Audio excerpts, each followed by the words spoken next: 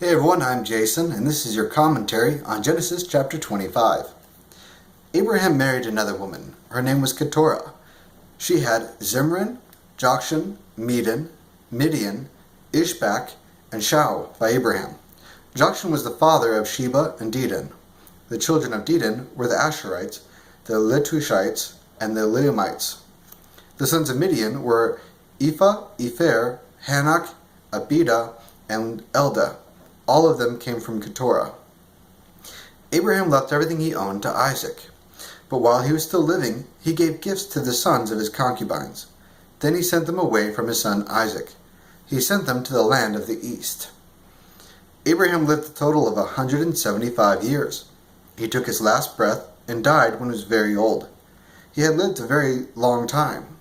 Then he joined the members of his family who had already died. Abraham's sons, Isaac and Ishmael, buried his body. They put it in the cave of Machpelah near Mamre. It was in the field of Ephron, the son of Zohar, the Hittite. Abraham had bought it from the Hittites. He was buried there with his wife Sarah. Abraham died. God blessed his son Isaac. At that time, Isaac lived near Beer-lahai-roi. Here's the story of Abraham's son Ishmael. Hagar had Ishmael by Abraham. She was Sarah's servant from Egypt. Here are the names of the sons of Ishmael. They are listed in the order they were born. Nebaioth was Ishmael's oldest son.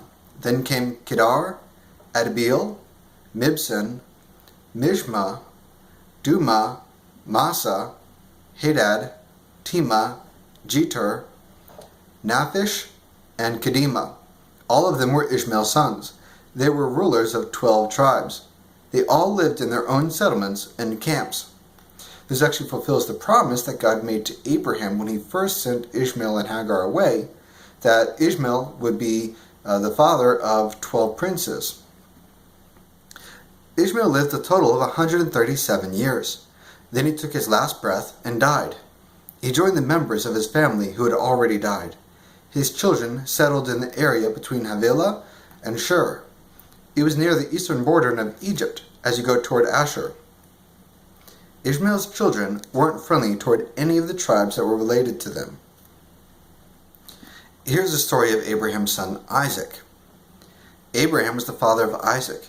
Isaac was 40 years old when he married Rebekah. She was the daughter of Bethuel, the Aramean from Paddan Aram. She was also the sister of Laban the Aramean. Rebekah couldn't have children. So Isaac prayed to the Lord for her, and the Lord answered his prayer. His wife Rebekah became pregnant.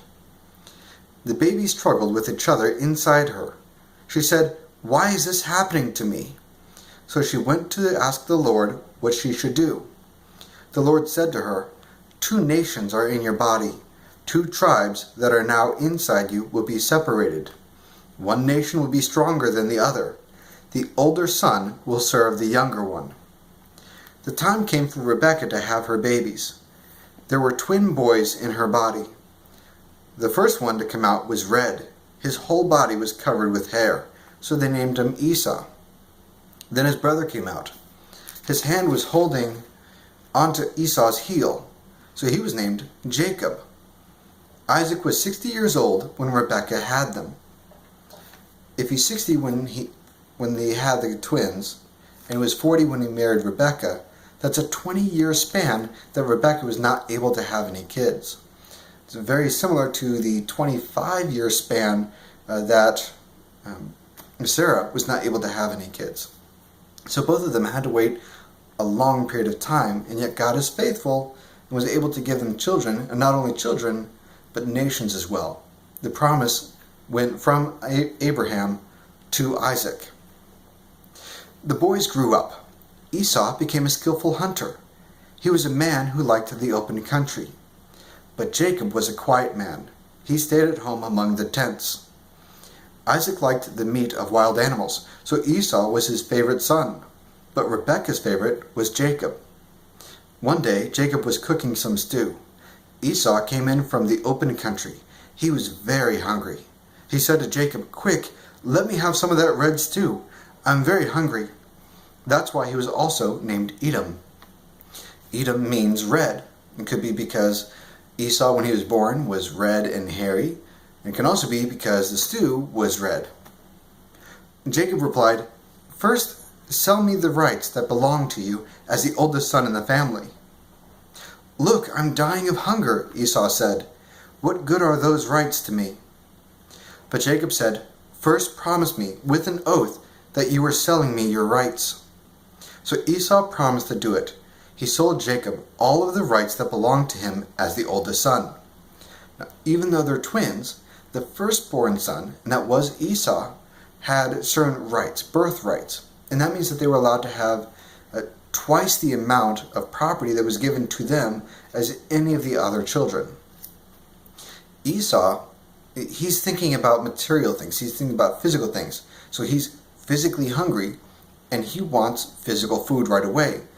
His mind isn't on spiritual things. It's not on the long run. But Jacob is more concerned about the birthright than he is the physical things. So Jacob gave Esau some bread and some lentil stew. Esau ate and drank. Then he got up and left. Now, you would think that the Bible would say that wasn't very nice of Jacob to kind of, I wouldn't say deceive, but manipulate Esau this way to take his birthright. But what the Bible actually says here is, so Esau didn't care anything at all about the rights that belonged to him as the oldest son.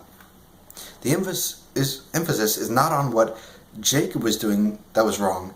It was on what Esau did that was wrong. That Jacob cared more about the promise that was given to Abraham and to Isaac. He wanted that as part of his birthright as well, in addition to twice the amount of property that would be given from the father to the sons. Okay, so that is it for Genesis chapter 25. Thank you so much for joining me, and I will see you guys next time.